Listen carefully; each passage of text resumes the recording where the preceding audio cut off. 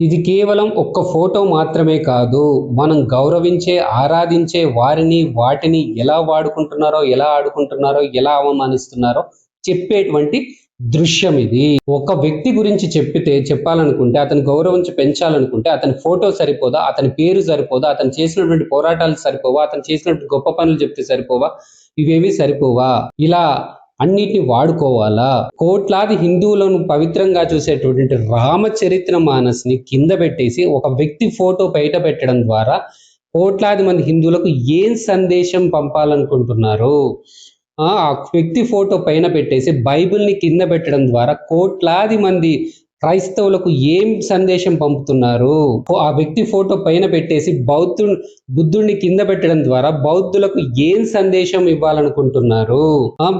భారత రాజ్యాంగం అనేది భారతదేశానికి పునాది. అలాంటి రాజ్యాంగాన్ని కింద పెట్టేసి ఆ వ్యక్తి ఫోటోకు పైన పెట్టడం ద్వారా మీరు ఏం చెప్పాలనుకుంటున్నారు దేశ ప్రజలకి? అంబేద్కర్ గారిని, గాంధీజీని కింద పెట్టేసి ఆ వ్యక్తి ఫోటో పైన పెట్టడం ద్వారా దేశ ప్రజలకు ఏమి చెప్పాలని మీరు భావిస్తున్నారు? దేశ ప్రజలు ఏమి భావించాలని మీరు ఊహిస్తున్నారు? గాంధీజీని గౌరవించడం అంటే గాంధీజీ ఫోటో పెట్టడం మాత్రమే కాదు. అంబేద్కర్ గారిని గౌరవించడం అంటే అంబేద్కర్ గారి ఫోటో పెట్టడం మాత్రమే కాదు. రాజ్యాంగాన్ని గౌరవించడం అంటే రాజ్యాంగం సంబంధించింది అక్కడ పెట్టడం మాత్రమే కాదు. క్రైస్తవుల్ని గౌరవించడం అంటే ఒక బైబిల్ పెట్టడం మాత్రమే కాదు. హిందువుల్ని గౌరవించడం అంటే ఒక రామచరిత మానస్ పెట్టడం మాత్రమే కాదు. బౌద్ధుల్ని గౌరవించడం అంటే బుద్ధుని పెట్టడం మాత్రం కాదు.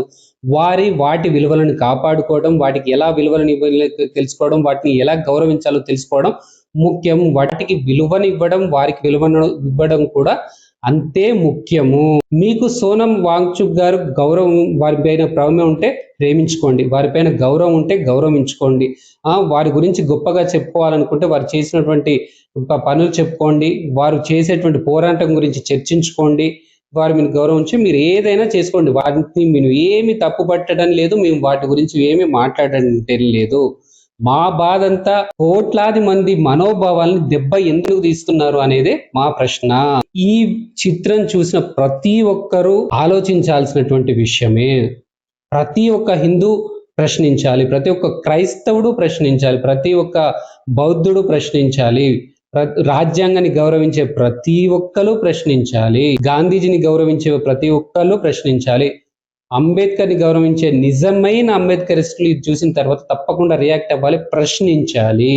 ఈ వీడియో చూస్తున్నటువంటి ప్రతి ఒక్కరు, ప్రతి ఒక్క క్రైస్తవుడికి, ప్రతి ఒక్క హిందువుకి, ప్రతి ఒక్క బౌద్ధుడికి, రాజ్యాంగాన్ని గౌరవించే వాళ్ళకి, ప్రతి ఒక్క నిజమైన అంబేద్కరిస్టులకి, గాంధీజీని గౌరవించే ప్రతి ఒక్కరికి ఈ వీడియో షేర్ చేయండి. వాళ్ళు అవమానిస్తున్నటువంటి దాన్ని చూపెట్టే ప్రయత్నం చేయండి. ఇలాంటి వారిని ఏమనాలో కమెంట్స్ లో మీరే తెలియజేయండి. మరొక వీడియోలో మళ్ళీ కలుద్దాం. జై హింద్.